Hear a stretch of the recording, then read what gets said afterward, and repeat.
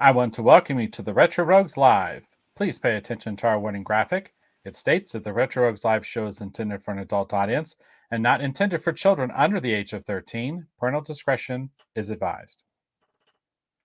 So, to welcome you to tonight's show. I want to start off by thanking all those veterans out there for their service. I want to just take a moment. We really greatly appreciate all your sacrifices that you have made for the country.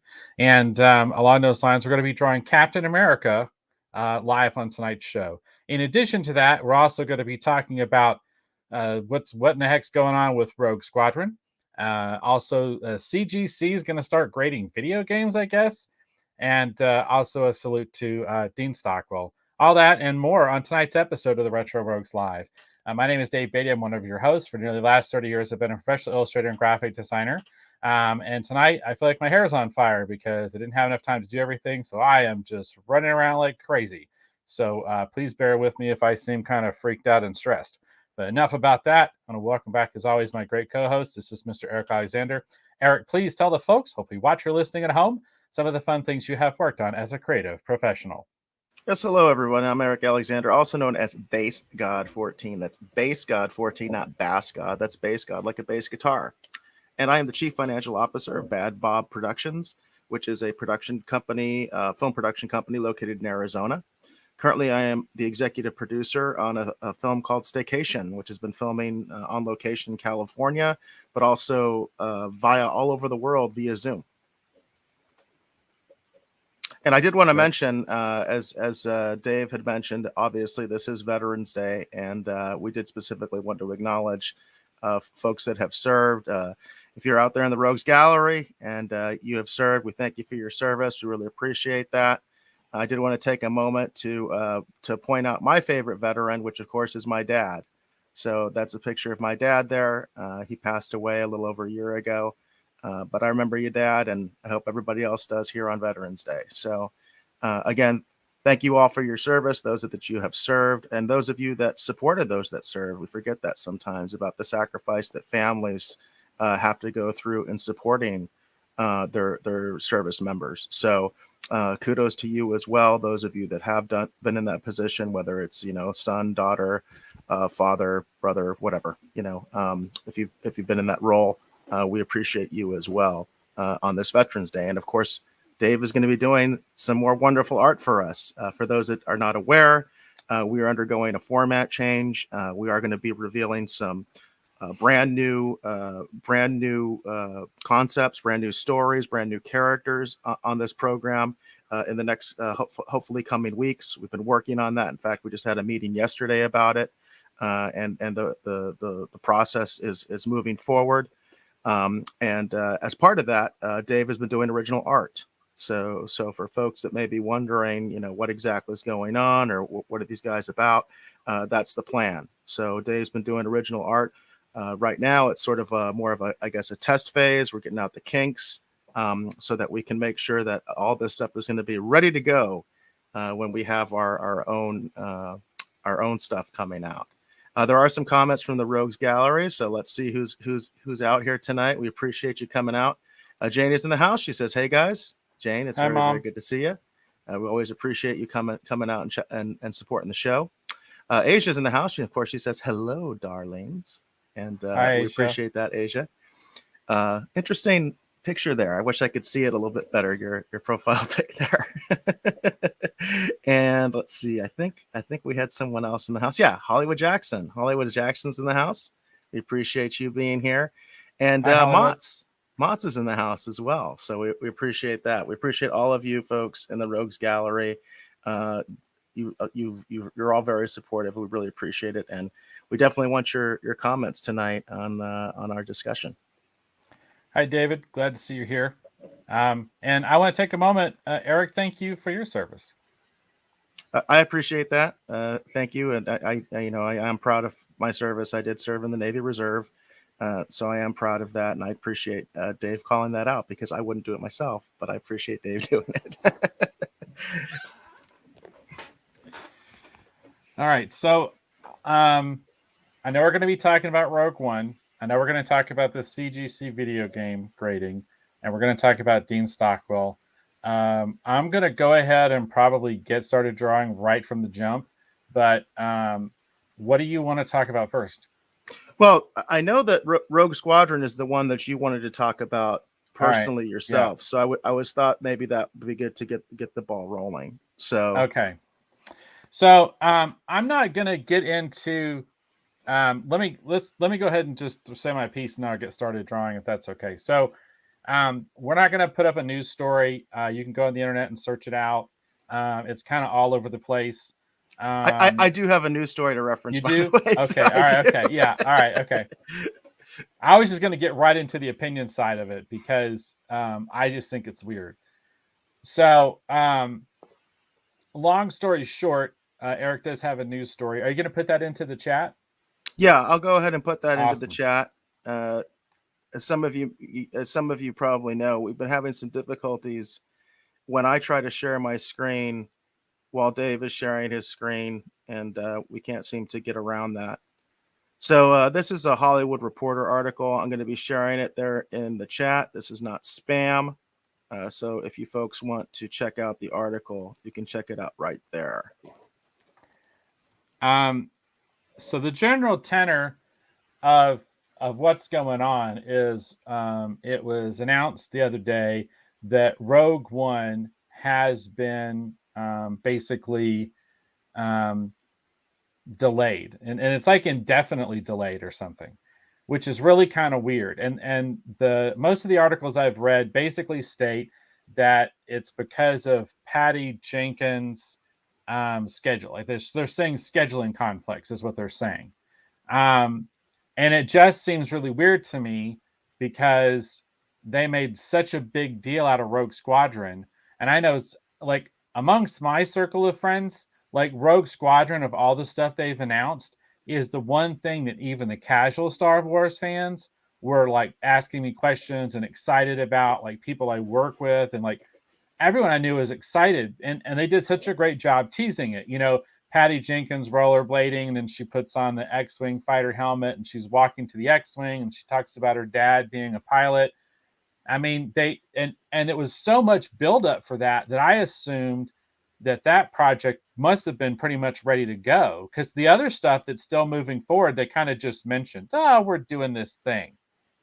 Like, it's weird too, because the Cassian Andor series, like, they were filming that, and that's just kind of weird too. And I know that the situation, I'm not going to use any of the words, but the situation that's been going on now for the last 2 years makes things weird. But I just thought that was really strange that of all the projects to kind of indefinitely shelve, it would be that one.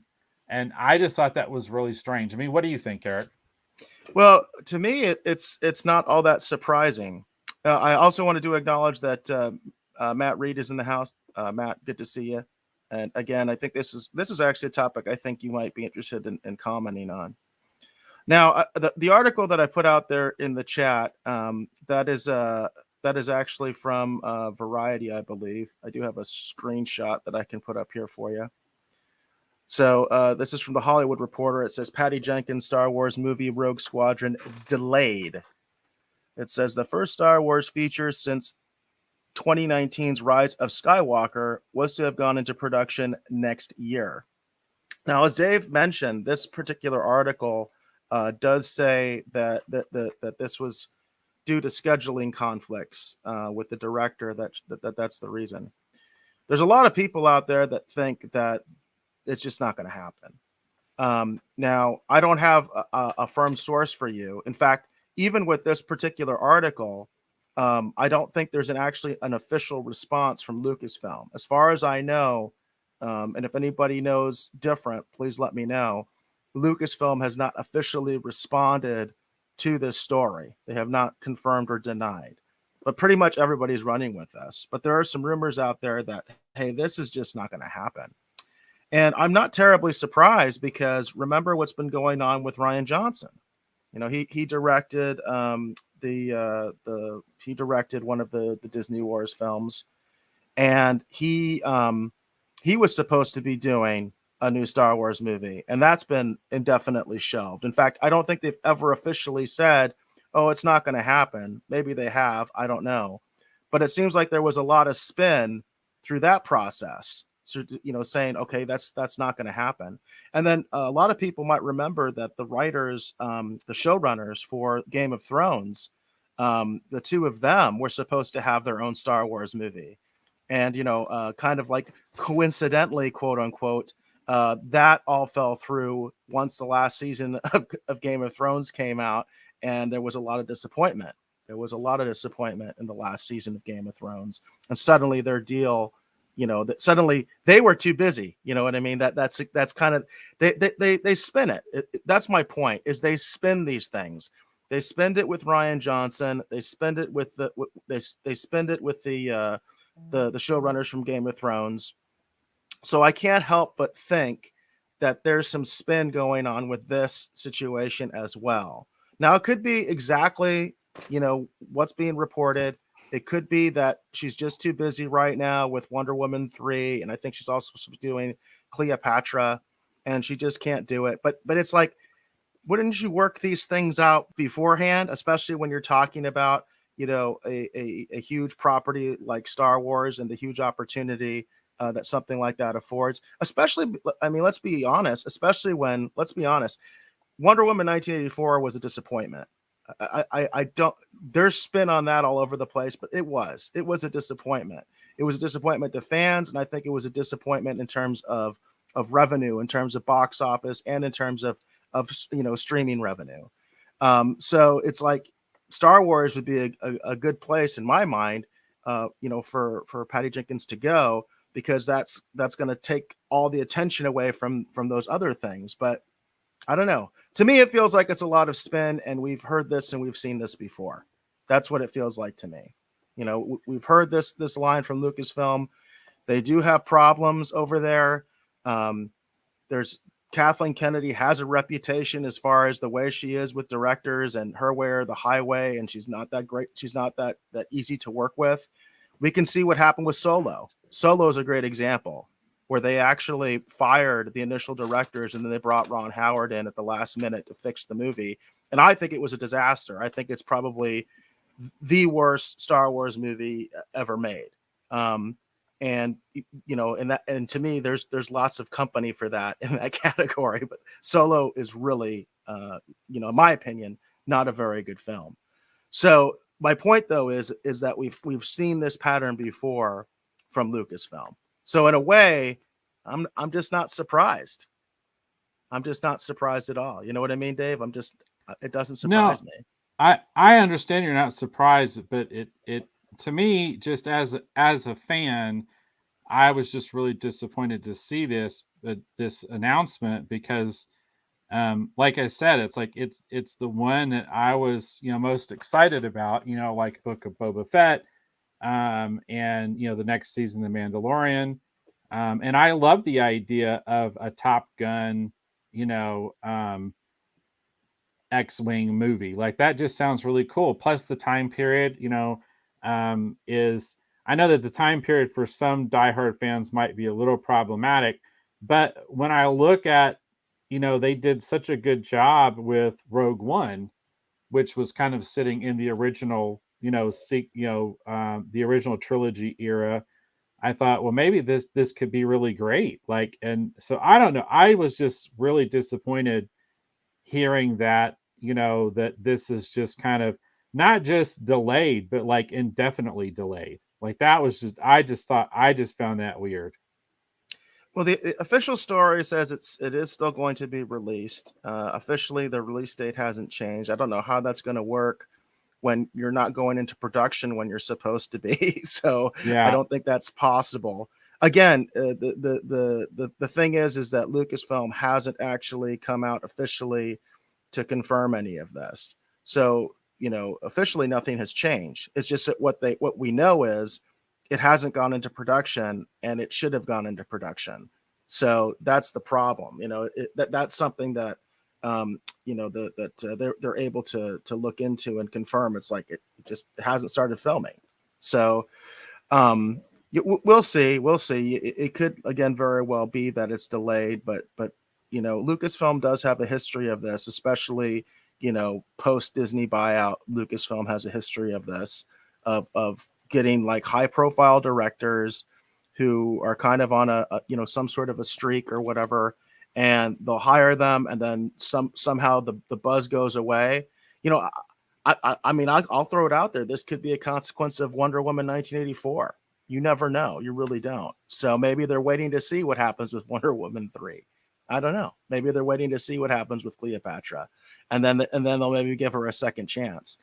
I could see that, because that's what happened to the guys from Game of Thrones. Once their hype died down, then it was like, okay, yeah, they're moving on to other things. They're busy. They got like a Netflix deal or something like that, and then of course nothing happened with that either. So it's par for the course.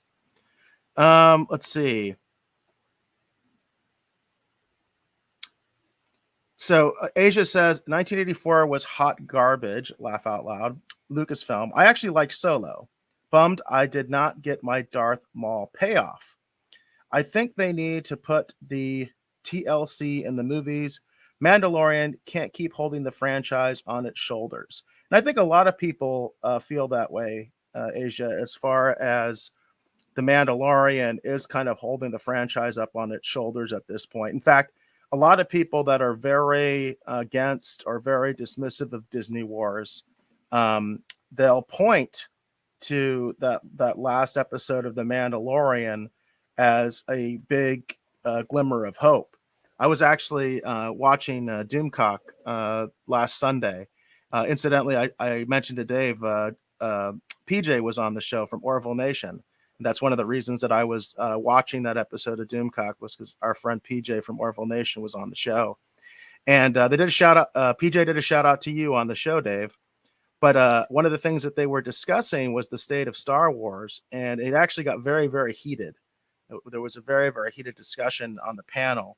And the thing that was saying that I thought was interesting, because Doomcock is definitely someone I would say generally hates Disney Wars. Like he doesn't like any of the Disney Wars film. I don't even know if he likes Rogue One, honestly.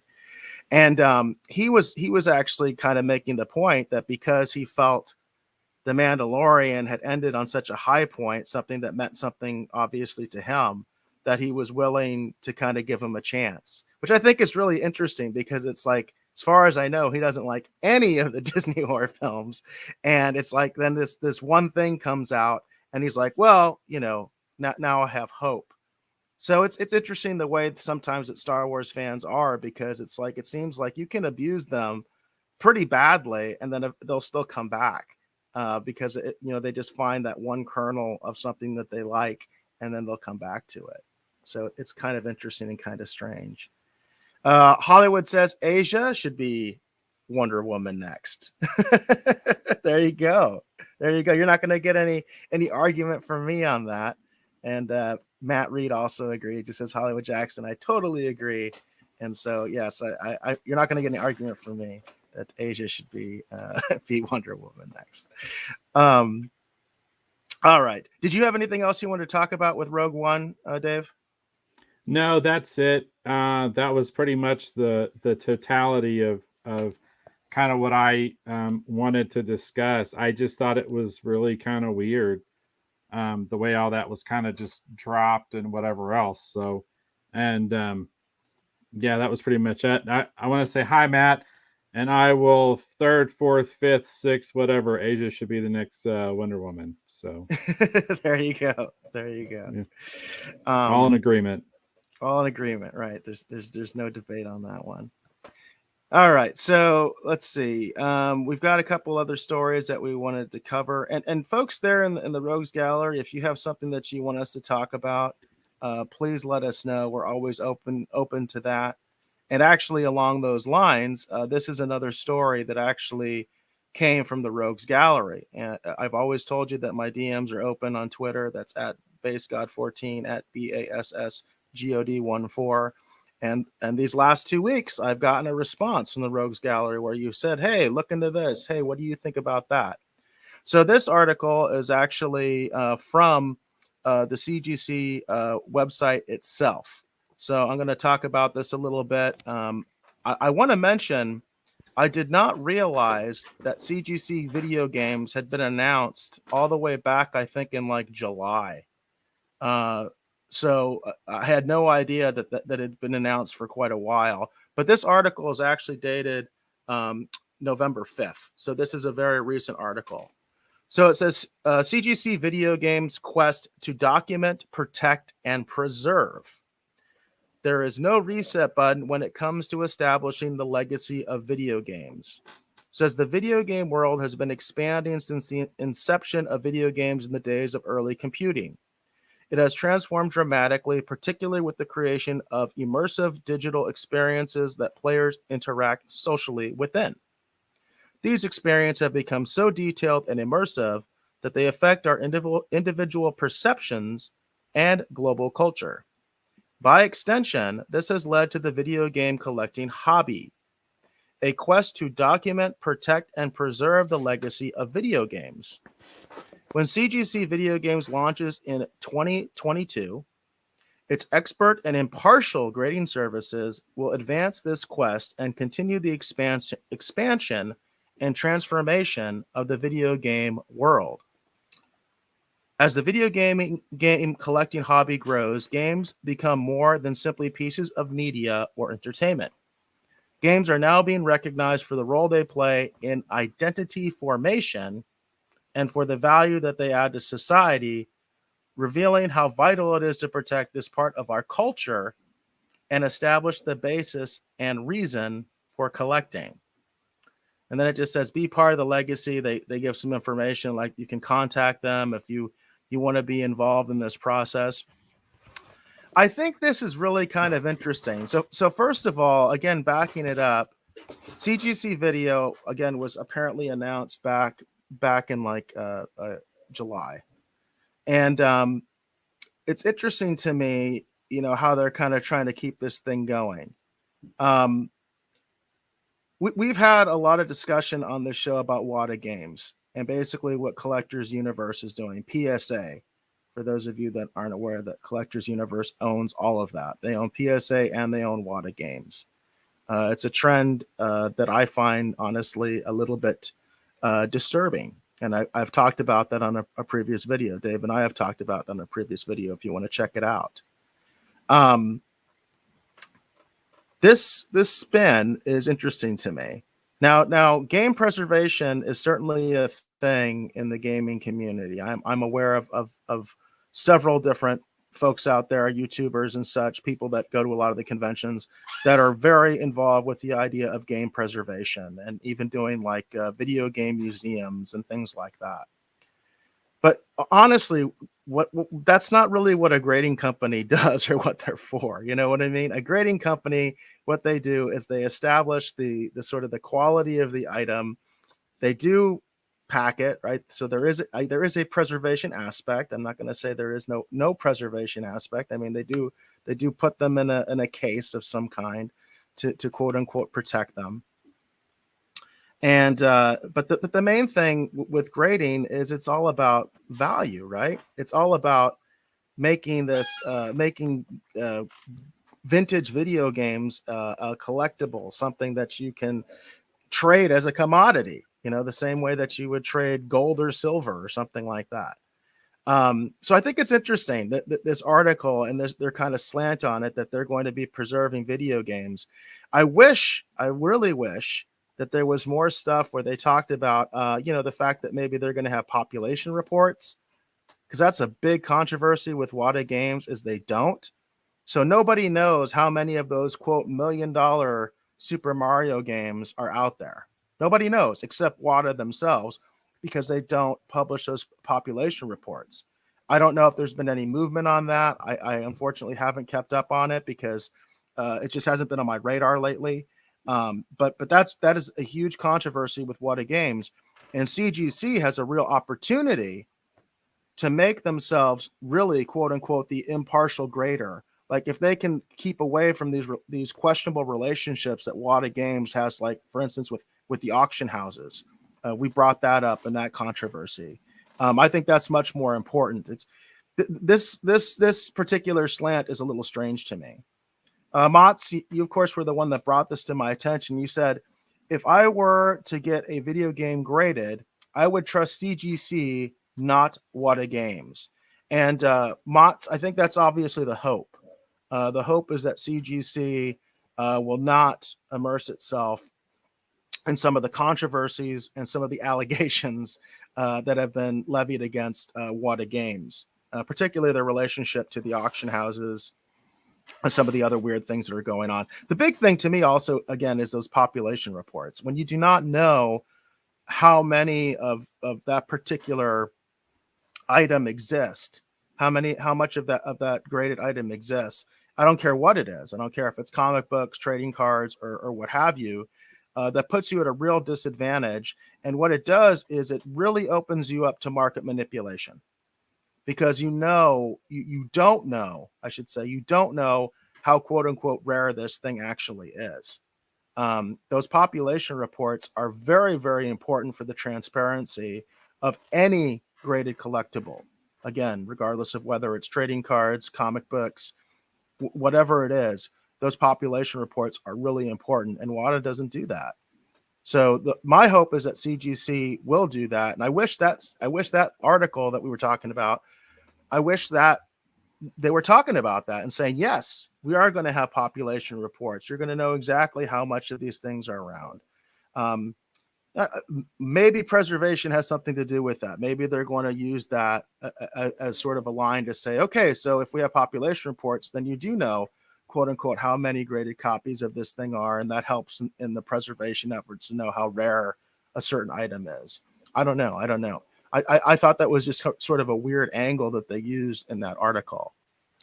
Asia says, my copy of Pokemon Silver does not need grading. If I can't shove it into my old SP, what is the point? This may create some scary hype, pricing issues, hoarding. Yeah, there's definitely a lot of pricing issues right now when it comes to video game collecting. Again, we have discussed this in some depth on the show. We have discussed the controversy that's been going on with Wata Games, and also the recent acquisition by Collectors Universe, aka PSA, that they recently acquired Wata Games. And what does that mean? Because Wata Games has sort of a sketchy record, if you will. They've got some allegations out there that people have levied about them in terms of unfair business practices. But pricing issues are definitely a problem right now. I think, honestly, when it comes to real, honest video game collectors, I think a lot of video game collectors don't like grading video games. I really feel like a lot of the people that are more established in collecting video games, they could care less. Like, I'll give you a concrete example, like Metal Jesus. I saw him do a video in response to the Wata Games controversy. And he mentioned and this is a guy who's a hardcore collector and very, very well known in the collecting community, very well known in the retro gaming community. And he has a huge collection. He actually has a huge collection of PC big box games. And of course, he has everything else. I mean, you can go to his videos. He'll show you his collection of NES games, his collection of Super NES games. And he's like, I could care less about grading.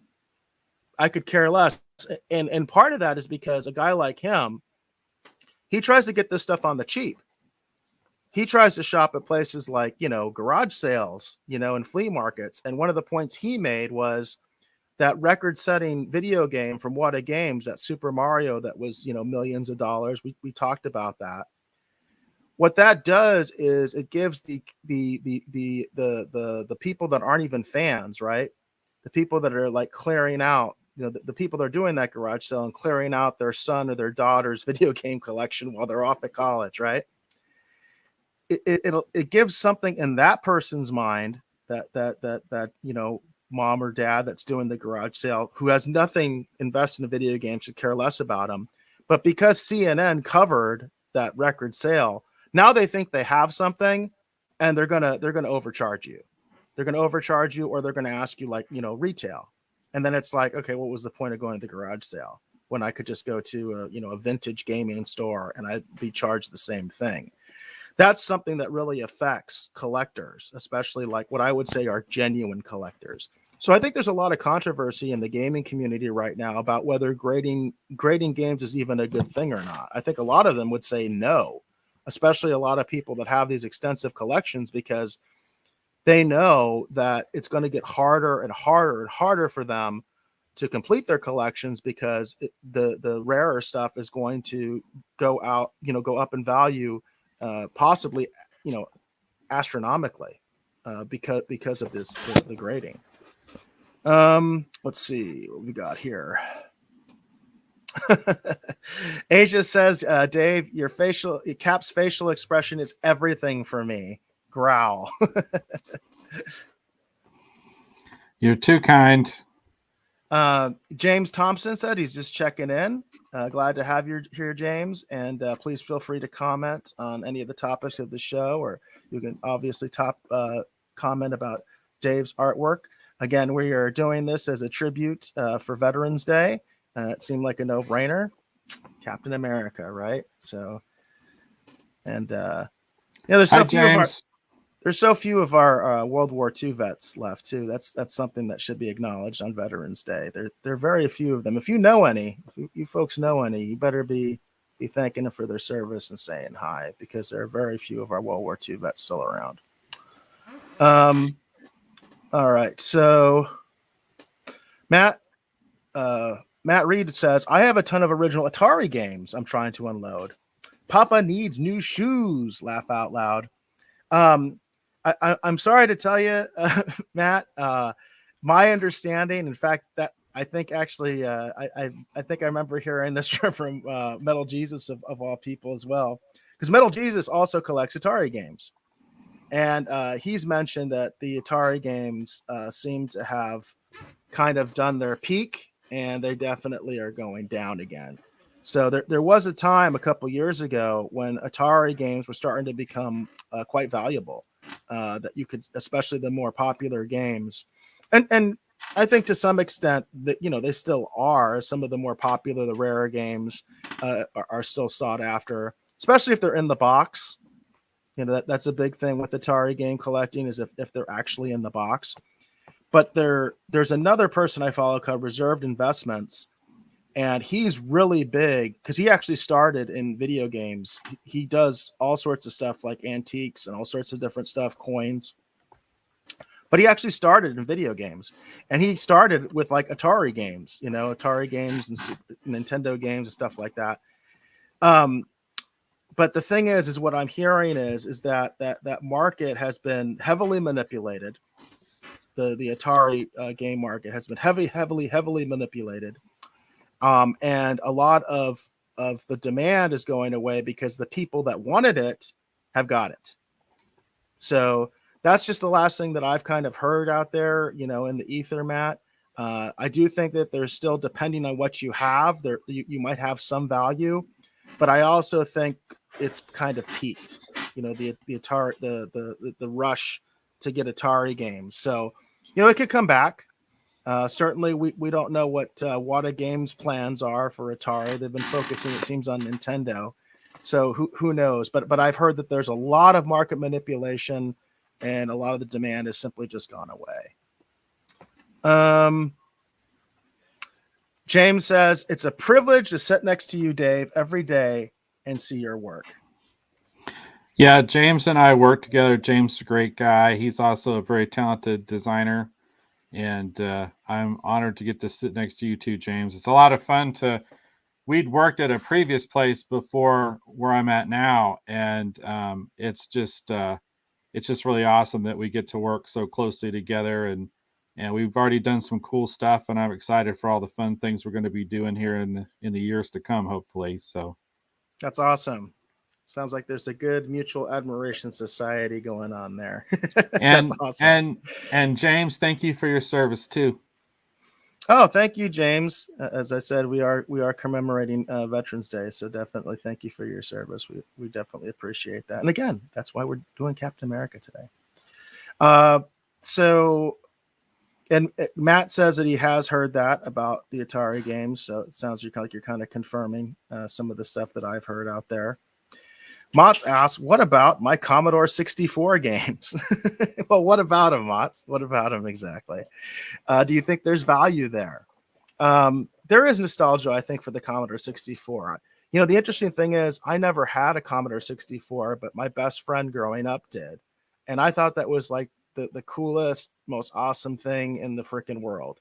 And the interesting thing about the Commodore 64, they've done revivals of it. Like there was a Commodore 64 Mini, and then they've done another one that's full size. In fact, I was interested in getting the full size one. I'm not sure if it's available in North America. I know it's available in Europe. I was interested in getting one because I never had one growing up. I think a lot of times when people buy stuff like that, it's because, well, I never had one. Well, I want to have one now that I've got money and I'm older. But the thing about Commodore 64 that's really interesting to me is how many licensed games they had and how it's so difficult to get those if you're not going to resort to piracy. I remember the Wii, the original Wii at one point in their game store, they had Commodore 64 games you could download, but there were so many licensed games. And I remember they had a really cool G.I. Joe game. They had a V game. If you remember V, the series, V, the mini series, they had a V game for the Nintendo 64. The Nintendo 64 had so many licensed games. And and you talk about, like we were talking about legacy and preservation from the CGC article, talk about that stuff. That stuff seems like it's like completely disappeared. Like, again, unless you want to go on these piracy type sites and stuff like that. So it's interesting to me, in my mind, as someone who didn't even grow up having a Commodore 64, I was exposed to it, but I would have a lot of nostalgia for something like that. Like I would love to have like an in-box V game. And I don't think I would ever play it because I don't have a Commodore 64, but in some ways just to have it would be neat to me, because as far as I know, there are no other, V video games. And that G.I. Joe game I remember was really cool, but there's tons of others, tons of other licensed games that Commodore 64 did. They did a ton of them. And again, they because of legal reasons, we don't hear about them very often, because the license, is expired, or it's just not worth, putting in the money to keep the license going, right? Because they're not really making any revenue off the game itself anymore. So, but that, I think that would be an interesting topic. I haven't heard a lot of people talk about that, especially, I mean, they talk about the Commodore 64. There's a lot of Commodore 64 fans out there. There are even people that still make Commodore 64 games, but they don't talk about the licensed games very much. It's kind of like a pariah. Asia says NES and Super NES have the most value. I went through this with Transformers. They used to be easier to score. And that makes a lot of sense to me, because I've heard that too with collecting, especially if you're collecting like vintage Generation 1 Transformers, that they used to be very plentiful and pretty cheap. And now it's getting more and more difficult to find those. But yeah, I think what NES and Super NES definitely do seem to have the most value. I mean, obviously the record was set by Super Mario. That's just a plain fact. Before that, I think there was like a Legend of Zelda that was like astronomical. And I think all of these top tier games have been NES and Super NES. The question in my mind is how much of that is legitimate, actual grassroots, fans wanting something and driving this, and how much of it is market manipulation. Because I think there's a lot of market manipulation going on. Hollywood Jackson says Metal Jesus has an awesome MAME cabinet, MAME. And I would not dispute that. I mean, Metal Jesus has an extensive collection of all sorts of consoles. And again, he's into PC games too, which is kind of interesting, because he even talks about the fact that he's like the only like big box PC gaming collector he really knows. Like, that's not a huge thing, although they're very collectible. I actually still have some of my big box PC games, including some Apple ones. I grew up a lot with a Macintosh. My dad always had a Macintosh computer, and those were hard games to find. It was hard to find games for the Macintosh growing up, and I actually still have some of those. I still have some of those boxes, and they're neat because the boxes themselves are usually pretty ornate. They'll have like a lot of artwork on them. The instruction booklets are oftentimes fantastic. A lot of times they'll have like a code wheel, because that's the way they avoided piracy back in the day, was they had a code wheel and you would have to put codes in, because it was very easy to copy the discs. But in order to actually, get the program to run, you had to put codes, and they'd have like little code wheels and stuff. So a lot of those old games have a lot of neat stuff in them that I really enjoy, that I think is kind of neat. Let's see here. Hollywood mentions that he says, I have the Commodore 2, and he says still have all the games and the old 1541. I don't know what that's a reference to, the old 1541. Hollywood, do you know what that's in reference to, Dave? The old 1541? No, I do not. You'll have to ask Hollywood to explain it, unfortunately. So, but that's cool. Again, I never had one, but I totally wanted one, and my best friend had one, so I had quite a bit of exposure to it.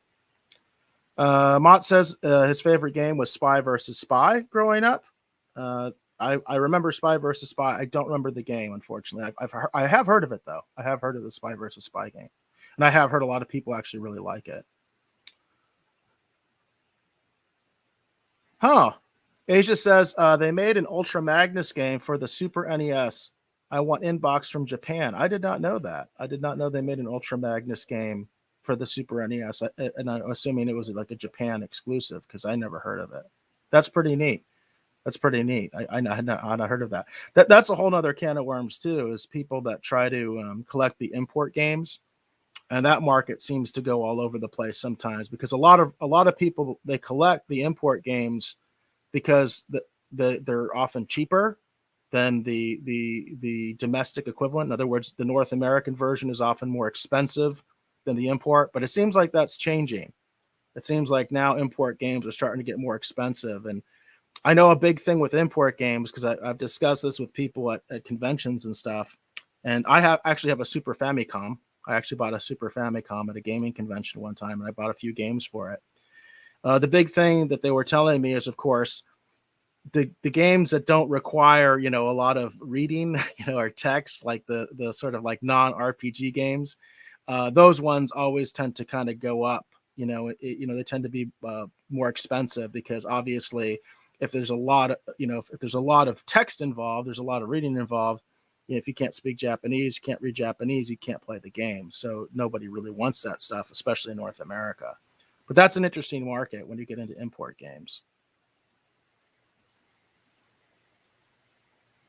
Hollywood says, Archon, Transformers, Summer Games. I've been wanting to get it down out of the closet and play some games. I actually have a pretty, I wouldn't say it's extensive, but I have a decent collection of N64 games, and I have a functioning N64, and it's all in a box. It's all in boxes. So I keep wanting to set it up, and I kind of have a place in the house where I feel like I could set it up, but it's kind of a mess, and I've got to put some work into it. I have actually a lot of consoles. Like I mentioned, I have got a Super Famicom. It's not set up. I've got a classic, NES. It's not set up. That one's actually at my mom's house. But I've got quite a bit of systems and games that unfortunately I really don't ever play. I do have a clone system that does both Nintendo and Super Nintendo. So technically speaking, I can play that stuff anytime I want. But I don't have a lot of Super Nintendo or Nintendo games. I grew up with Nintendo, but I was like in that. I probably had like 6 or 7 games, maybe 8 at the most. Through the entire time that we were buying games for that. They were expensive, so it was kind of like, just play Duck Hunt and Super Mario and be happy. And I actually was. And clarification, Hollywood said the 1541 is a disk drive. Gotcha for the 5 1/4 floppy disk. I certainly remember that. I remember the the floppy disks for the Commodore 64 very well. And Matthew says, I still have a PC game by Timothy Leary. Says, has anyone heard of it? It's called Mind Mirror. So if anybody has heard of that game, definitely let Matt know. I have not. I'll be honest with you, Matt. I have not heard of Mind Mirror. Have you heard of that one, Dave? No, I have not. I did not get to really play a lot of PC games growing up, and then most of the PC games I played after I was an adult and I could afford to get them was just like various versions of that Dune game that you could get, where you could um, like you kind of assemble your armies and stuff. That's a Gotcha. particular kind of game. I can't remember what it's called though. A But strategy that game, was right? Like a yeah, that's real-time pretty strategy much game. yeah, that's pretty much the extent of my playing of PC games. And then my brother had at one point given me an emulator, and so I did play like a little bit of like the old Spider-Man arcade game that had like Namor and Black Cat and stuff in it. So that was pretty much the extent of my like PC gaming, I guess. Gotcha. Gotcha. Not terribly original, but that's what I played. Asia says we had everything Atari, Coleco, and she says at bat she did have that. There is also a PC game of I have no mouth, but I just scream. I have no mouth, but I just scream. Interesting. Coleco is another one that's kind of near and dear to my heart because although technically I've never owned a Coleco, it was the first console we had in our household. It was my brother's. My brother's older than me, and he got a Coleco, I think, for Christmas or his birthday one year. And so growing up, I didn't play hardly any Atari. I had a couple friends that had the Atari, but I think it was already kind of going out even by the time I was starting to play video games because I don't remember playing it at people's houses that much or anything like that. But the ColecoVision was, in my mind, far superior to the Atari. Had a lot of neat games on it. Obviously, it came with Donkey Kong, which was pretty brilliant to bundle it with Donkey Kong. But my brother still has his ColecoVision, and he lives with me, and he still has his ColecoVision. And he actually even bought a new version of the Coleco, and I wish I could remember the official name of it. It's from a company called Collector Vision, I believe that's the name of it. They actually did a new ColecoVision that has like HDMI outputs and everything like that, and it actually has some like storage capacity. I think you can put like SD cards on it and everything.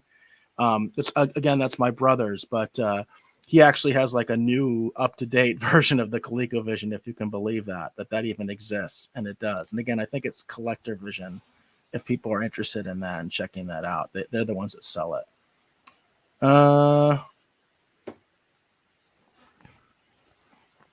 Let's see. Yeah, Coleco Baseball, Hollywood Jackson. I remember that. Coleco Baseball. I think that came bundled with the super controllers, if I remember right, because my brother had those. He still does. He has those super controllers, and I feel like that's the game that came with it or something like that. We played it quite a bit. Coleco Baseball. A lot of people actually like the some of the sports games for Atari too. I know that there's still like a little bit of a following for that. Matthew says, "Love what." I think he says, "Love what you're doing, Dave. It looks awesome." Thank you. We may not get to do colors tonight because I wanted to do more of a full body shot, and I think if I can get it inked, we're going to be doing pretty good. Yeah, that sounds good to me. Sounds good to me. For those of you that don't know, normally we've been just doing sort of.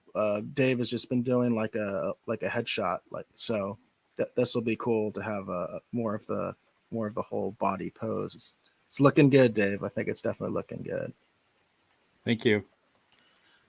All right. We did want to talk about Dean Stockwell, so I think we should kind of get into it. Dave actually mentioned that he was into the Dune video games, and that got me thinking that we definitely need to get to this. So, for those of you that don't know, this is, of course, some sad news. This is actually from Variety. A couple days ago, dated November 8th, says Dean Stockwell, actor known for Quantum Leap, Blue Velvet, and Married to the Mob, dies at 85.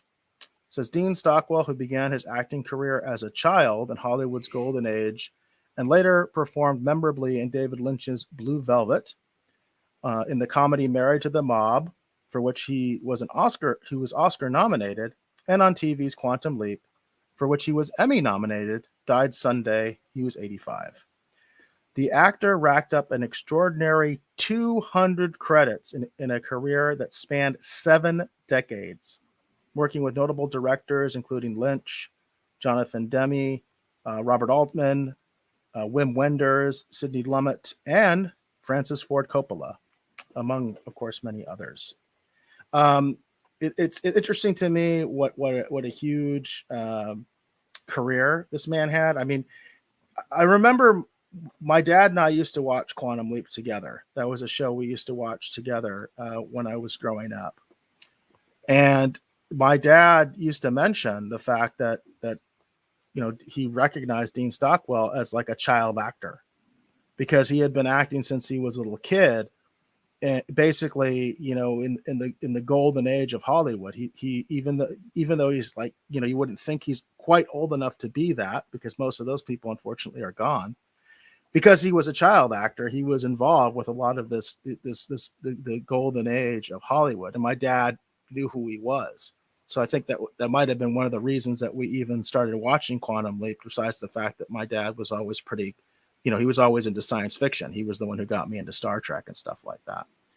But the man had an immense career. And I think a lot of people, sometimes people forget it, especially maybe genre fans, because a lot of genre fans probably remember him from Quantum Leap. They remember him from Battlestar Galactica, and maybe Dune.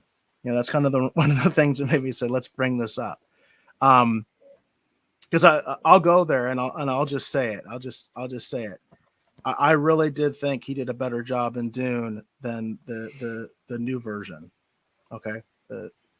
I really think he did a much better job. I actually watched those movies back to back. I decided to watch the new Dune, and then I said, you know what? I'm going to go back and watch the 1984 Dune, and kind of compare it. So I can kind of compare it in my mind as best I could. And I really thought Dean Stockwell did a better job as the Doctor in Dune. Very tragic figure. And I thought Dean Stockwell did a really good job in that. I thought he was a fantastic actor. I would say primarily I did know him from Quantum Leap. But one of the things I think even in this article they forgot was Beverly Hills Cop 2. I mean, he had a really prominent role in Beverly Hills Cop 2. That was really, really interesting. I really thought it was an interesting role. It was kind of like, I remember I don't think I actually saw Beverly Hills Cop 2 until after I'd seen Quantum Leap, because I didn't see it in the theater. I wouldn't have been allowed to. And I remember being like, hey, this is a really interesting, different role. But, he was a real actor. So he did a lot of varying roles and things like that. Okay, stop. Dave, did you have some thoughts on the passing of Dean Stockwell? Yeah, I was going to say Dean Stockwell, for me, is obviously Al from Quantum Leap, but the thing I would also remember him for the most was the Doctor in Dune. I thought he did a great job with that performance. I have not seen the new one, and it's just because I just haven't. I don't know. I just haven't made time to do it, to be honest. But and I think too, this will sound weird, but I like the David Lynch one so much that it's I'm wondering how well I'm going to be able to enjoy the new one. Like, I was looking forward to it, and I still want to see it, but I'm beginning to wonder now how I'm going to feel about it. So I'd be curious on your thoughts, because I know you've read the book, and I've never read the book. I've only seen the 1984 film. And I have seen various cuts also of the 1984 film. That's one thing that I realized in watching the version they have on HBO Max. That's the theatrical version, and that's probably not my favorite version. I think it's like either the TV version or what they call the international version or something like that. I actually prefer it. It's got a little bit longer running time, and the theatrical version. What's kind of funny is I realized, especially like the second half of the movie, there's a lot of information in a very small amount of time, and I can see why with the new one they divided it up. But it's I still like it. I still like it a lot, and I do prefer it over the new version. And specifically, again, the performance. I'd be interested to see what you think of Dean Stockwell's character in the new Dune versus the performance he did in the original, because I just thought that Dean Stockwell did a much better job. We've got James Stone in the house. He's just saying, "Hey, Rogues, James Stone, glad to have you here." Hi, James. At the moment, we are talking about Dean Stockwell and his passing and his legacy and all of that. And of course, Dave is drawing Captain America as a tribute to our veterans on Veterans Day, doing the ultimate super soldier, right, which is Captain America. So if folks out there in the Rogues Gallery have some comments, you can we can go back to any of the topics we've been discussing. If you want to talk about Dean Stockwell, obviously, if you want to talk about the Rogue Squadron controversy and this delay and what it means, or if you want to talk about CGC, you want to talk more about video games, we're obviously open to all of that. James Stone says of Dean Stockwell, he was amazing in Blue Velvet and as Al in Quantum Leap. And it seems to be like those are the two roles that seem to stick out. It certainly stuck out in this article that I shared, that they were talking about Blue Velvet and Quantum Leap. But I'll be honest with you, James Stone, I haven't seen Blue Velvet. I've never seen it. So have you seen Blue Velvet, Dave?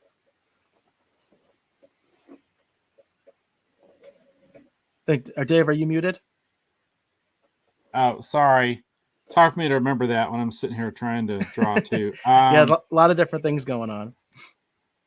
Yeah, and then Micah's not here, and I'm trying to keep an eye on the dogs too. Ripley's not feeling well, so I'm sorry to hear that.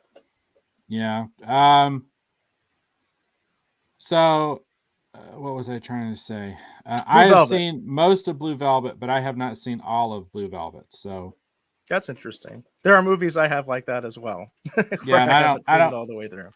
I don't have a real reason for you other than I just haven't seen all of it. That's all there is to it. So James Stone says, Blue Velvet, it's a mind trip for sure. It's David Lynch at his most David Lynch. It's most David Lynchiness, huh? So interesting. Yeah, I've heard it's a trippy movie. I have heard that. I have heard that before. Funny enough, the other day, what was it called? That I was just checking it out. I didn't get to watch all of it because I was doing something else in the middle of it. On Comet, they were having an Elvira special, like how Elvira does her. I forgot what they call it. Her show. And they were doing one of hers, and it was called like Werewolf in Washington, and it was Dean Stockwell. He was he's I think the character, if I remember right, he's like an aide to a congressman, and he's a werewolf, and he's in Washington D.C. So that was just on like the other night. So again, it's just like it's amazing to me.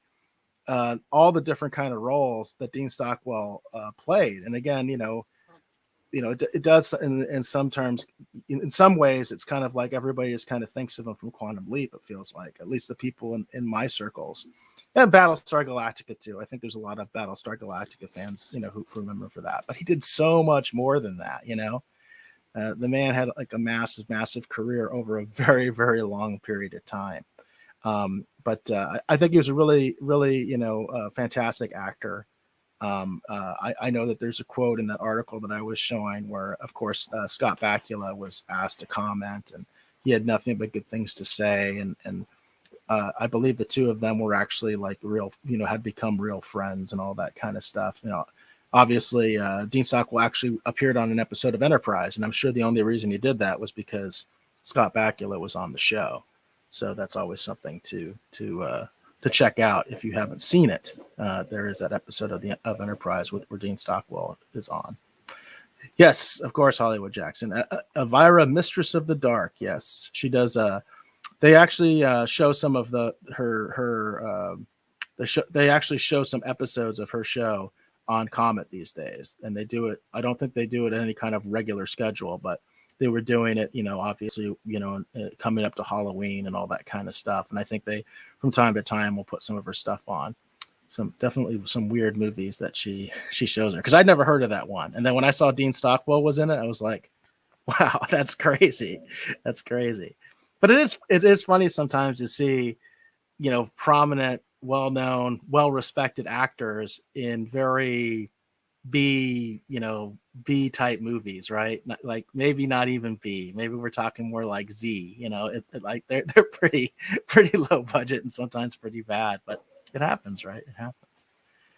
All right. What else have we got out there in the Rogues Gallery? I'm really curious if you folks have any specific topics that you want to talk about. Anything that you've heard about. I will mention the rumor that I've heard, and right now I haven't got any confirmation of it. I had heard that there is another Star Trek movie coming out. Did you hear about this, Dave? No, I had not heard that at all. Yeah, I don't have an article to reference or anything like that. I just kind of saw it out there in the Twitter sphere where people were talking about it. I think it was actually Nerdrotic specifically that was commenting on an article. I can probably pull it up real quick. Let's see if I can find it. And he was actually tweeting from somebody else. So it was like, it wasn't necessarily coming from him. Let's see here if I can find it. Yeah, it's a Twitter account called Discussing Film. I'll go ahead and just share it. So, well, I won't share it because I might screw this thing up. But when I share, it seems to mess it up. So it's called Discussing Films on Twitter. It's actually at Discussing Film. So it's fairly easy to find if you want to go to Twitter. They call themselves your leading source in quick, reliable news and one-of-a-kind content. Home for healthy and liberating discussion on all things pop culture. And it says, Matt Shankman's new Star Trek movie will release on December 22nd, 2023. The same release date as the now unannounced Star Wars movie. So they're actually claiming a date and everything like that. And I had not heard of this project at all. So they're saying Matt Shackman is going to be making a new Star Trek. Yeah, I hadn't heard that at all. I mean, I'd seen something somewhere that there was rumblings about some like a new Star Trek something, but I hadn't heard that at all. I don't even know who that is, to be honest with you. So let's see. This is actually, I got an old article here from Deadline, and it says Star Trek by WandaVision's Matt Shackman, script by Lindsay Beer and Geneva Robertson Dortz. And this was actually July 15th, 2021. Huh. So this certainly has been out there for a while, but I hadn't heard anything about it. I had anybody talking about this. And I guess now this particular site I was mentioning, they're actually saying that there's a release date. And I haven't heard anything about it. That's kind of weird. I do consider myself a Trekkie, and I do try to stay apprised even of the new Trek stuff that I don't plan to participate in. I just don't. After my experience with Picard, I just don't go there anymore. But I do try to keep apprised of what's going on. And even if I don't, this stuff just shows up on my feed. Case in point, this particular article, this particular post I'm talking about, it just showed up on my feed. So I think that's kind of interesting. We'll see, because it's funny because the same point I was making about Lucasfilm, I would make about Paramount and Viacom, CBS, or whatever they are now. They keep like teasing these ideas of a Star Trek. We're going to do a Star Trek movie, and then they just pull the rug out from under it. Even there's been so many different rumors about so many different Star Trek films. It's kind of crazy, and it just seems like they don't go anywhere. So we'll see. They've got time, right? If it's supposed to come out in 2023.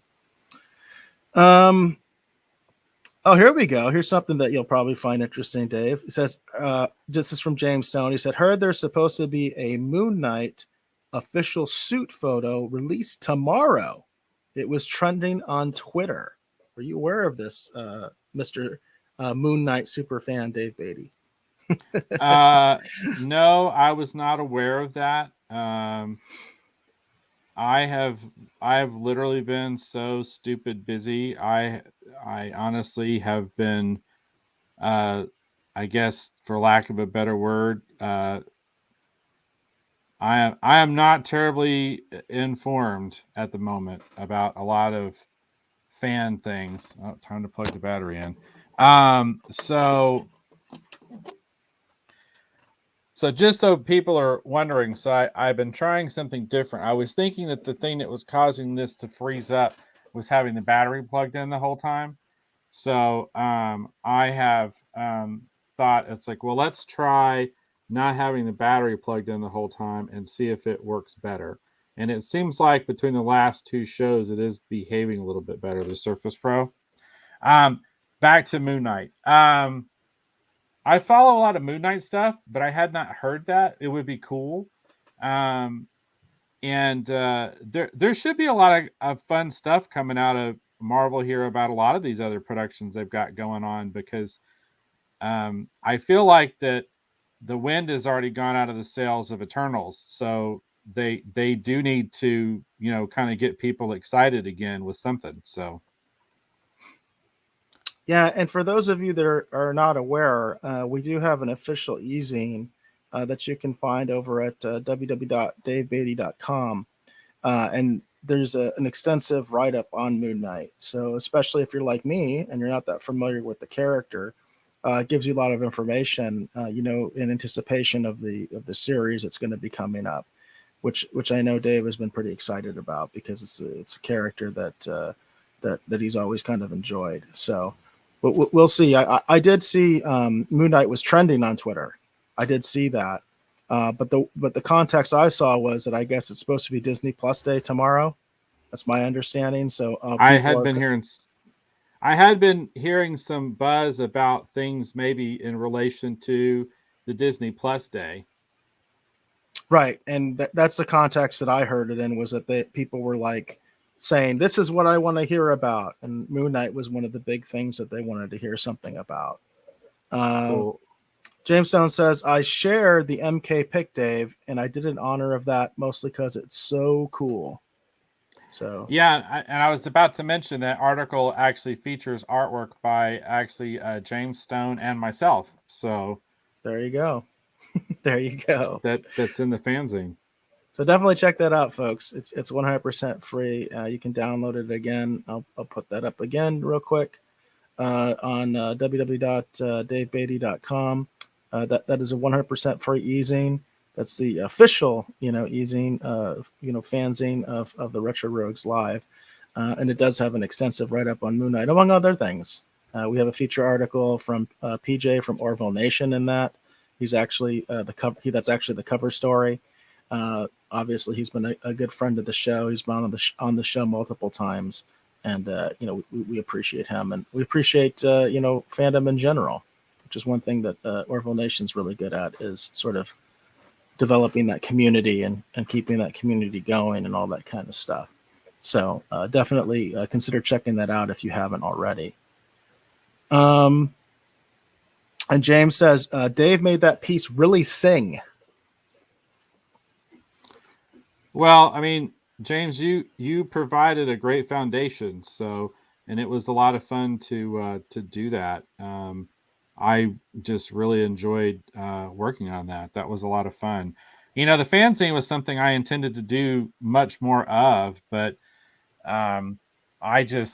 Eric knows. I think most of those of you in the Rogues Gallery that are on here been around for a while, understand that I have a bad habit of overcommitting myself with all my other commitments.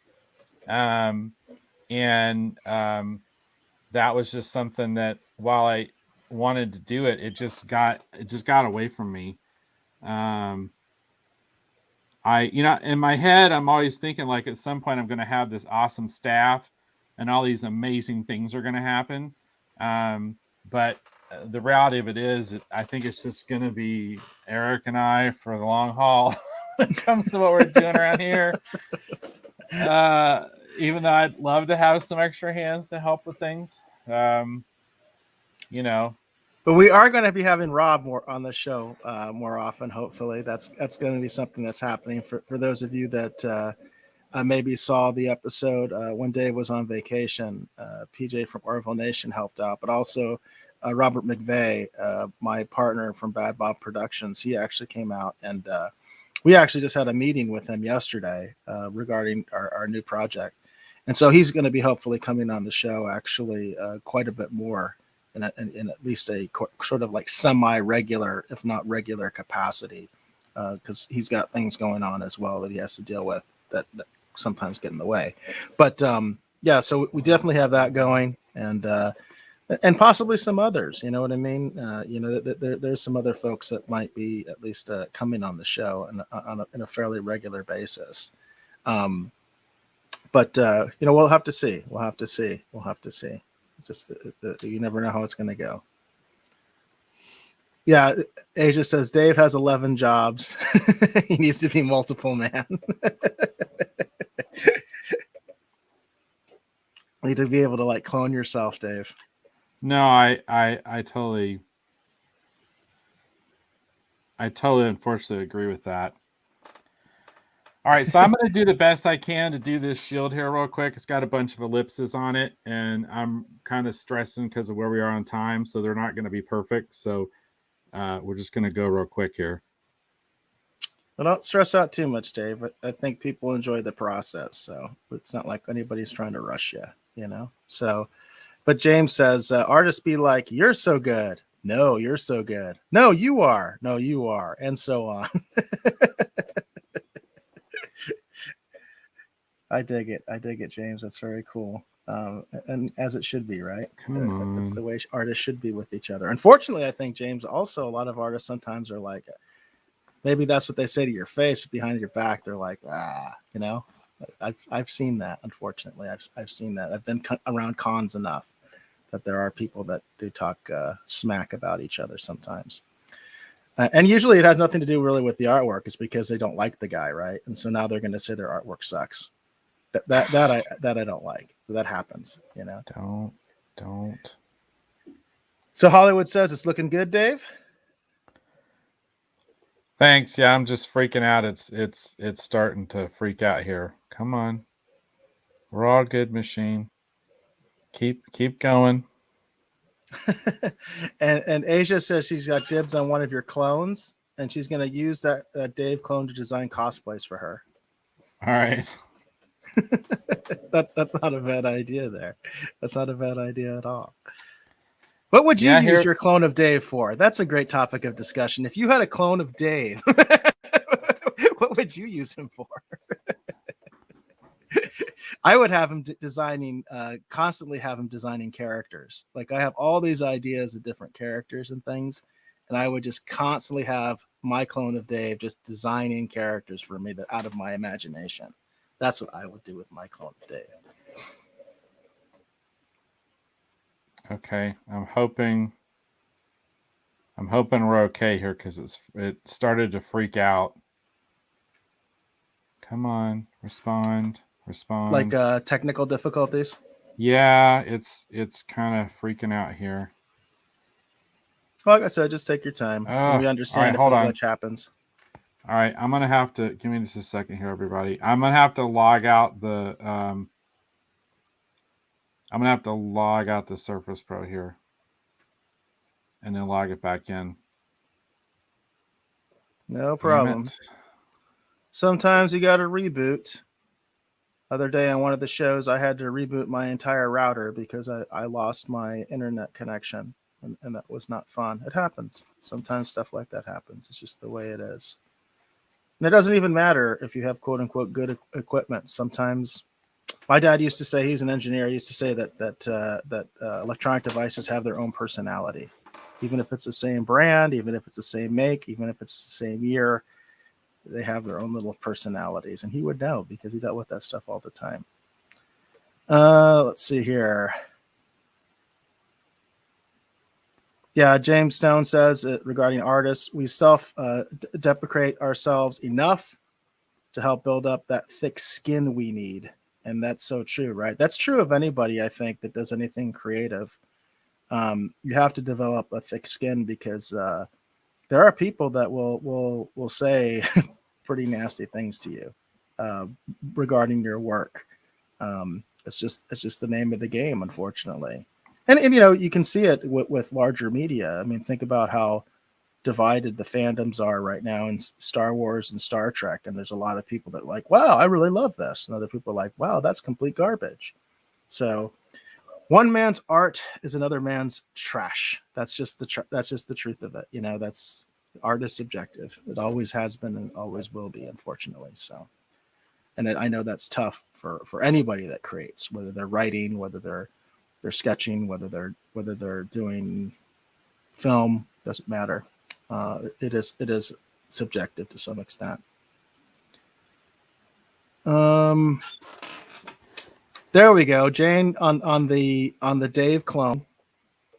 If she had her own Dave clone, she said, I would listen to his vast knowledge while he draws. I always say that Dave is sort of like an encyclopedia of like pop culture knowledge, specifically like of comic book knowledge. He seems to know everything sometimes. It's crazy. And I'm sitting there like, I don't even know who that character is. Like, I don't even know. So yeah, I can see that one, Jane, for sure. And Asia says, Skynet's being a putz. No worries, Dave. And you know what? Sometimes it does feel like Skynet is against us on this show. You know, like I'll talk about, like, I remember I was talking about something when the router went out, and I was like, I totally feel like that was like they just switched off my internet. Like somebody was listening and just said, not going to let them talk about that. So yeah, I think Skynet is out there to some extent. Who knows? Who knows? Asia said she gets roasted cosplaying a lot, so I fully understand. That's kind of BS. I don't know why anybody would roast you for your cosplaying, Asia. You do some great stuff. That's disappointing. That disappoints me in humanity. That's downright depressing because you do great stuff, and I think everybody enjoys the stuff that you do. You always bring a great presence, you know, when you're at conventions and stuff like that. That's a lot of fun, you know, big smiles, and you present yourself well and all that kind of stuff. So that's BS. That's BS. I don't know why people would do that. You know, I will say that I will go into cosplaying. As far as I think it really is one of those places where it's like, just chill out. And I don't know why people get weird about it sometimes, especially as a fan. Like if you want to get into like professional cosplayers and you have some opinion one way or of another, that's different because these are people that are making a living from it. But I do hate it when somebody cosplays something and people will say, well, that's a crappy costume or whatever. Who cares? You know what I mean? To me, it's like when somebody cosplays, they're obviously getting into the spirit of the event. And whether, you know, quote unquote, the quality of the costume is movie quality or movie accurate or not, I think that gets silly. You know, I don't care if it's store bought. I do, of course, appreciate it more if somebody made it. I mean, I appreciate that. But at the same time, I don't think there should be a value that you put on that in terms of, oh, well, that person, you know, their cosplay isn't good because, you know, like I said, it's store bought, or their cosplay isn't good because it's not movie accurate. Their cosplay is, you know, that kind of a thing. They're just having fun. It's supposed to be fun. There's no need to be making fun of people's costumes and things like that. That's one thing that I will put out there. It seems like that should be like a no-go zone. Okay, so we are at 1 hour 19 minutes, and I think I might just call this good, just because I don't know if the machine's going to act up anymore. Little rough in places, everybody, obviously, but I think that's the best I can do. I don't see where it's rough. I really don't, Dave. Okay, well, I don't see where it's rough. I see where it's got some issues, but there you go. There's a Captain America. I mean, I guess I could probably put some color on it real quick.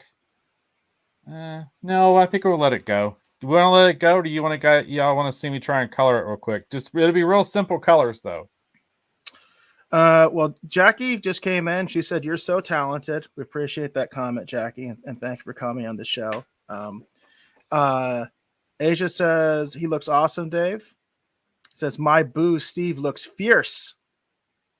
Hollywood says, "Nice job, Dave." Matt Cool, says, "It looks amazing." James Stone says, "Classic Cap. Looks good, boss." Mott says, "Looks good." And James Stone does say, "Yeah, go for colors." All right, I'll go. But real Mott quick. says, "I like the black and white."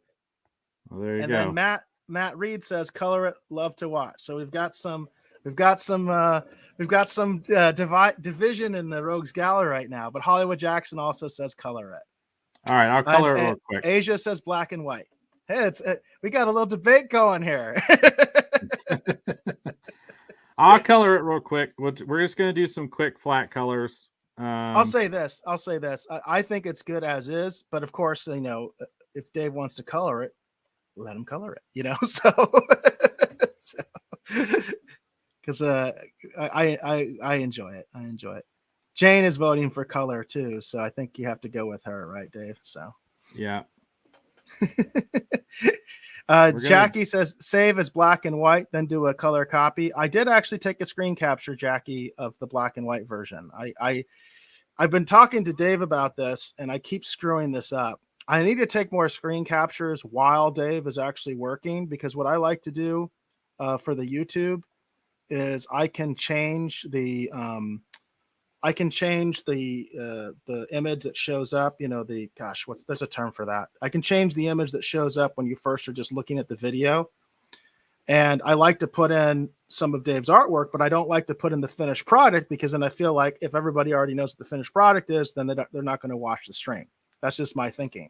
So what I try to do is I take pictures from in progress, but I can't do that on YouTube immediately, because what YouTube does is there's some rendering thing going on or something like that. It won't allow me to play the video the way I want to and then take my screen captures. There's a delay. I think it has something to do with because I use StreamYard for the streams. So anyway, I try to take pictures. I always remember to take pictures at the end, and I forget to do the process pictures. But I did take some screen captures of the black and white version. Yeah, Asia says mom wins. So that's just the way it goes, right? Of course, mom wins. Hollywood says, "Draw some happy little trees and fire." I don't know how that references to Captain America, but that I don't understand. I'm sorry, Hollywood. That one I'm not sure I'm with you on that. You're gonna have to explain yourself on that. Happy little trees and fire. What does it have to do with Captain America? What does that have to do with Captain America? I ask you all. Yeah, what does that have to do with Captain America? Well, Go ahead. You have an answer? No, I was just gonna say I know it's a Bob Ross thing, and I guess the fire is meant to represent. There we go. Oh, I got it. Now I do get it. Okay. Yeah, there you go. Jackie says it. She had it. She said, "Haha, Bob Ross reference." She has a question mark. So Jackie, you got it. Right on. Now I get it. Happy little trees. All that kind of stuff. We talked about that not too long ago. I don't know. I think I can't remember, Hollywood, if you had seen that, because I haven't seen it yet. The documentary, I guess that was pretty damning about the folks that have basically taken over like Bob Ross's estate, which I guess is not his family. I guess, it was some of the business people that he was involved with. I've heard about that, and that there's a lot of people that are very upset about that. Let's see.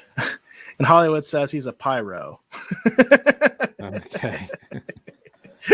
I wouldn't doubt that, Hollywood. I wouldn't doubt that at all, that you're a pyromaniac. So I saw a comment earlier, and I'm trying to find it. I thought somebody was asking about whether you were going to be making any appearances.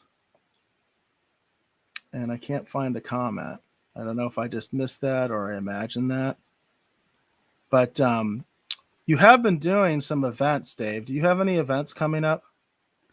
I'm going to be doing, actually, it's not a comic book event. I hate to break anybody's heart, but it's actually, I'm going to be doing the Arts and Crafts Festival in Chino Valley, Arizona in December. We'll start talking about that a little bit more when we get a little bit closer. But I am going to be doing that event because I'm going to be there representing Kirby Tees. I'm trying to create a lot more local awareness of Kirby Tees. Awesome. But yeah, I mean, if someone shows up and if they want a sketch, I'll do a sketch. So I'm not gonna tell somebody no, unless I'm too busy to do it. Asia says road trip.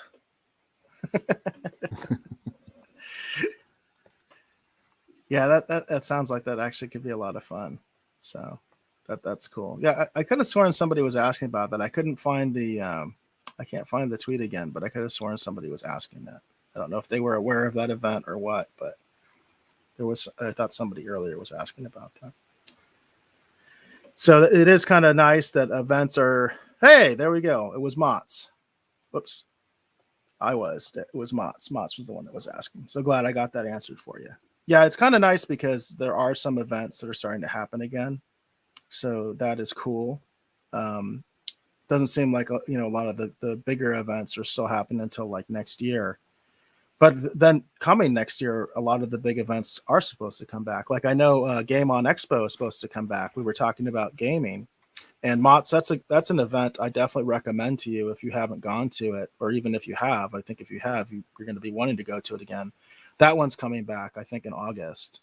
And that's a great event, Game On Expo. In fact, I think I'm going to end up talking, because we got enough time, I'm probably going to end up talking to Dave about maybe making an official appearance, like maybe having a table or doing something, you know what I mean, at that event, because I think it would be a lot of fun. The only thing is that it specifically is obviously a gaming expo, and we don't necessarily have like a game to promote or something like that. So that would be kind of the difficulty. Although I do definitely plan to attend it for sure as like an attendee. It's a really good event. Matt Reed says, "Let's go." In terms of to the what was it, the Chino Valley Arts and Crafts Expo, Dave. he's wanted to go take off for that. Well, that would be interesting if a whole bunch of people show up to that and skew the demographics for them. That'd be pretty hilarious. I'd personally love that. So skew the demographics. Well, yeah, because I'm pretty sure they're not expecting a bunch of comic book fans and pop culture lovers to be showing up at the Arts and Craft Festival in Chino. Interesting. Why not? Why not? I just don't think it's an event that typically, people think of for that. That's all. And the Janimal's going to be there too. The Janimal's actually going to be set up next to me. So very cool. We're gonna be representing the other side of arts and crafts. So I guess. There you go. Yeah, it seems to me that it's all in the same wheelhouse. So I don't see why they would just. It's art. Yeah, I get it. Jackie says, "I want a shirt that the back says caution, make sudden stops, trips on air, and all that jazz." Okay. Got a request there, Dave, for Kirby Tees. All right. Asia says, "I have been to Game On Expo and love it." Yeah, it's a great event. I can't say enough good things about Game On Expo. It's a great event. And Orville Nation is in the house over there on YouTube. Probably all alone there on YouTube, unfortunately. He says, "Hey, my fellow retro rogues. PJ, it's great to see you. We were actually talking about you, so your ears should be burning a little bit. We were talking about you earlier, and nothing bad, everything good, because we love you, PJ. So I appreciate you checking in with us. Incidentally, I did want to mention, because I almost forgot. So, speaking of YouTube love, lack thereof, and all that stuff, the YouTube went over 300 subscribers just recently, which is quite a little milestone. So even though the YouTube has always been kind of struggling, I do want to thank folks, especially on the YouTube, because we've reached over 300 subscribers on YouTube. In fact, let's see, it's actually 303 subscribers, and that's happened, since the last show. I think we were pretty close. Last show we were like 290 something, but over 300 now. So thank you very much for the YouTube love, and hopefully we can cultivate that more and get some more YouTube subscribers, and also YouTube viewers. We seem to do pretty well with the live show as far as Facebook, but we could definitely use a little bit more of that YouTube love. And PJ also says the drawing looks awesome, Dave. Thanks, PJ. It's a little rough, but we're getting there. I'm trying to pull it together just a little bit more before we call it a night. Gotcha. James Stone says, my friends and I will be at LA Comic-Con in December. That tends to be a fairly good sized show. James, is that the same show that Stan Lee used to do? I just want to, because I'm pretty sure it is, but I just wanted to kind of confirm with you, because if so, I've been to it. I've been to the LA Comic-Con. In fact, we were promoting Occupants. In fact, we were actually even promoting the Occupants comic book, which Dave worked on, the official Occupants comic book. Occupants was a feature film that I was an associate producer on, and then Dave was the artist for the official comic book tie-in that we did for Occupants. So we were promoting all that, and that was at the LA Comic-Con. I'm pretty sure they called it LA Comic-Con, and that was Stan Lee's old event, or he was associated with that event. If you're talking about the same thing. And yes, very, very good sized show over there at the LA Convention Center. At least that's the one that I went to. It was really big show. So interesting that that's coming back as well. And you said that's in December. Also interesting. Very interesting. So regarding the arts and crafts show, Aja says we can storm it like Area 51. We call it Kirby T's Rush. They can't stop us all. There you go. There you go. Create a riot at the craft show there. So I think I've got too many stripes on his shield, but I think we're going to call that good, because we're at 132, and yeah, I think we'll call it good there. Well, there you go. It does pop. It definitely does pop with the color. There's no doubt about that. Yeah, I'm wondering if we do. I wonder if this will help. Hold on, everybody. The artist's work is never done, folks. That's just the way it is. What was I just watching? Oh, you know what I was just watching that I think other people would find interesting is I was watching a documentary about Sylvester Stallone's remaking of Rocky IV, of all things. Apparently, because of downtime during the pandemic, Sylvester Stallone didn't really have anything to do, and he decided to remaster and re-edit Rocky IV. And this what happened here on the air just reminded me of that, because it just reminds me of this kind of thing, just kind of like George Lucas with the special editions. There's this sense that artists have, and Stallone says it in this documentary. I can't remember the way he says it, but he basically says, it's never done. As our art is like never done. And it was an interesting perspective. So you and Sylvester Stallone, Dave, seem to think along the same lines. So, and I hope you take that as a compliment. I will take that as a compliment. I think it's just you always want it to be like a little bit more, and it's a weird thing. I mean, there's oftentimes with every project, it's never quote unquote finished. Sometimes it's just you run out of time, and that's true of actually just a lot of things in life. To be honest with you, can just run out of time. But very true. I think that with me, it's like I always kind of have a vision in my mind of what I want to see, and like it was looking pretty good, and then I started thinking about the time element, because that's the part that started to kind of spook me a little bit, and then I kind of let it get in my head a little bit too much. But I don't know. It's a weird thing, you know, doing stuff, you know, that I think it's because it's not that I'm not used to drawing with people watching, because I've done enough conventions and stuff. I'm used to that. I think for me it's just the kind of the time element. When I'm working in the studio here, it's very different from when, like, you know, I'm like on a job or whatever, because the thing I like about doing stuff here is that it can kind of be like in my time. You know, it's like it's so I don't really often feel, you know, rushed. Um I don't think that's really helping though.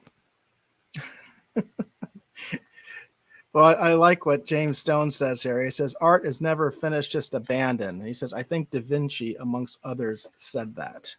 And again, That's that was true. kind of what Stallone was saying as well. And I thought it was really neat. I really, if people are interested in that, it's his store. I think it's called Sly Stallone Store, of all things. Basically, his friend did like a little documentary on an iPhone of this process, and I really, if you're into anything creative at all, whether you know it's art, film, writing, what have you, costume design, check it out, because he says some really profound things. The guy has had an amazing career, and he has a lot to say. He really has a lot to say. It's really interesting. Um, Speaking of, we were talking about some YouTube love earlier. Maria with T and Telly is in the house, and she says, "You got this." Hey, Dave, and the bass man. Thank you very much. Thank you very much, Maria with T and Telly.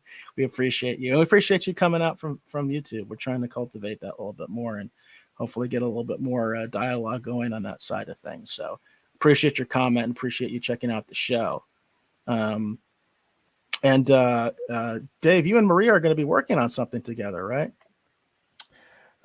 Yes, we are in I guess you call it early discussions. So, Right. but yeah, I'm excited for it. I think it'll be a fun project. So, Yeah, it's still on the back burner, but I thought I would throw that out there. So we appreciate your support coming on the show and commenting, Maria. We really do.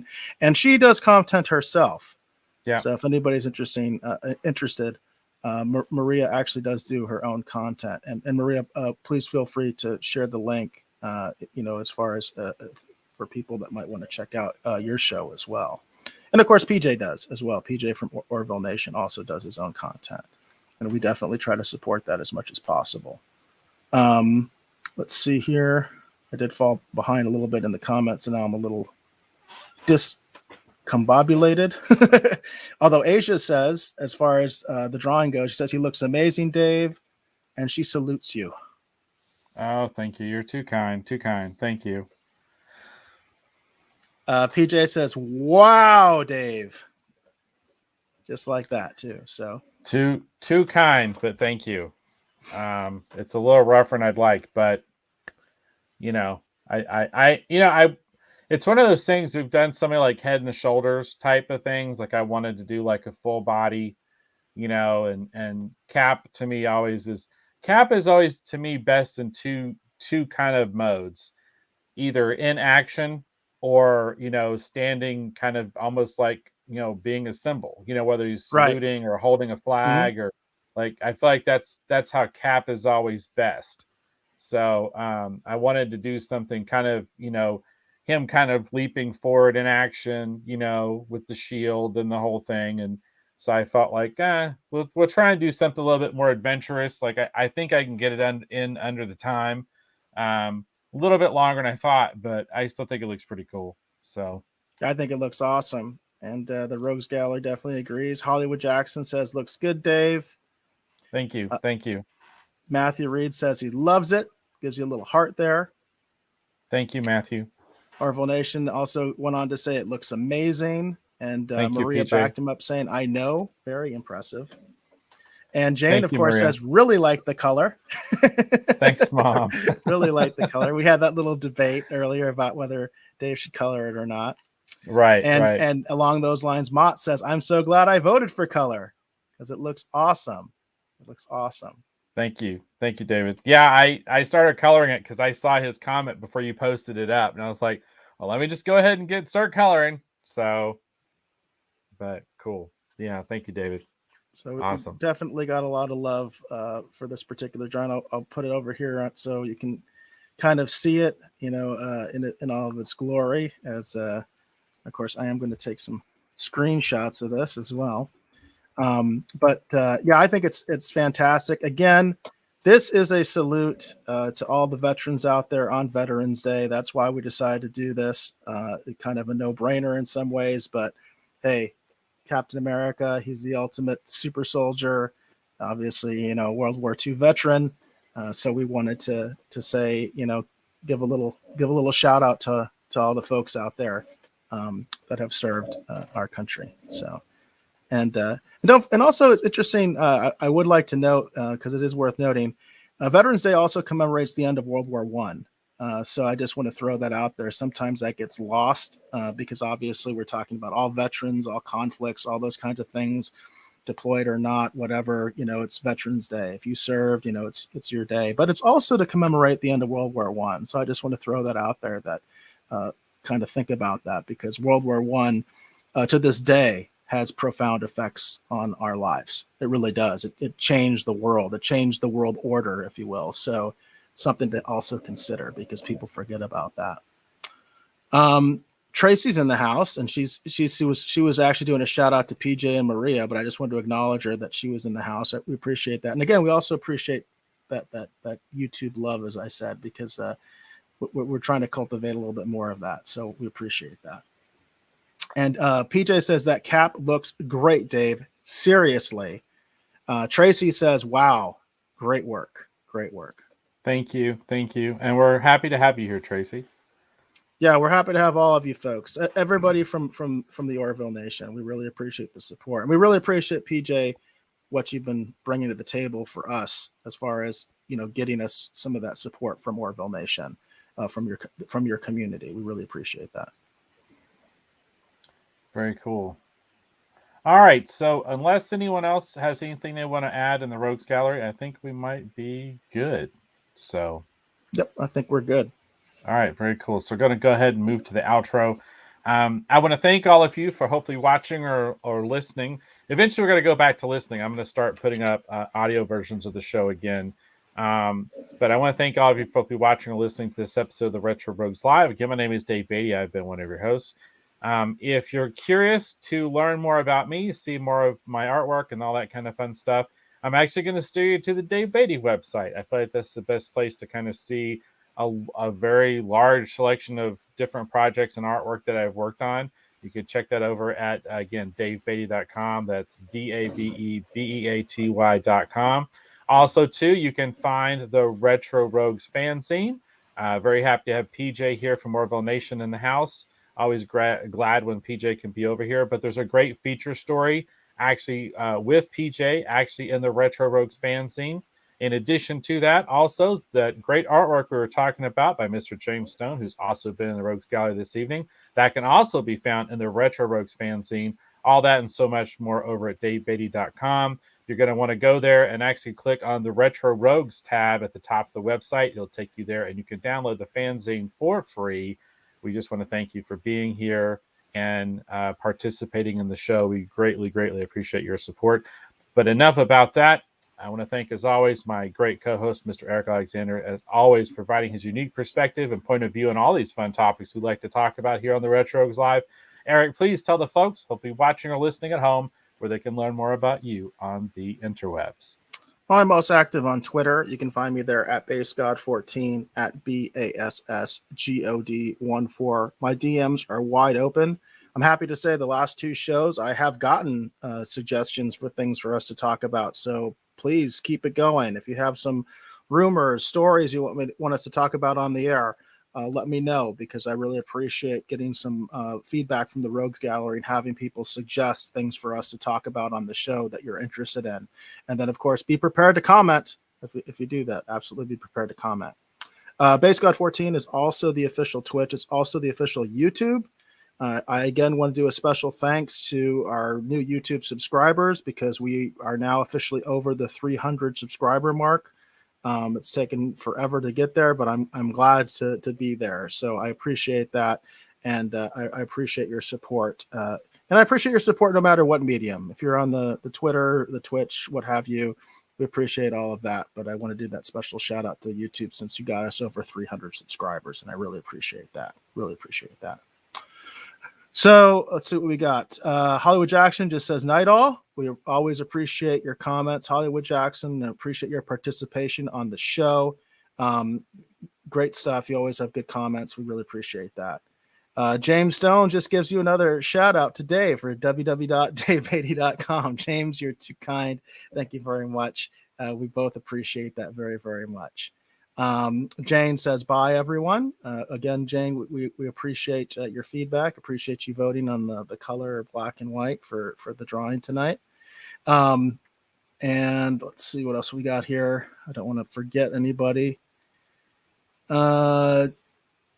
Matthew Reed says, good night, everyone. We appreciate you checking out the show, Matt. You've been very loyal in terms of checking out the show, and we really do appreciate that quite a bit. And we appreciate your insight. And let's see what we got else here. PJ says, Dave is a genius, folks. I'm not going to argue with that. And I think I'll go ahead and just leave that as the last word. Appreciate that.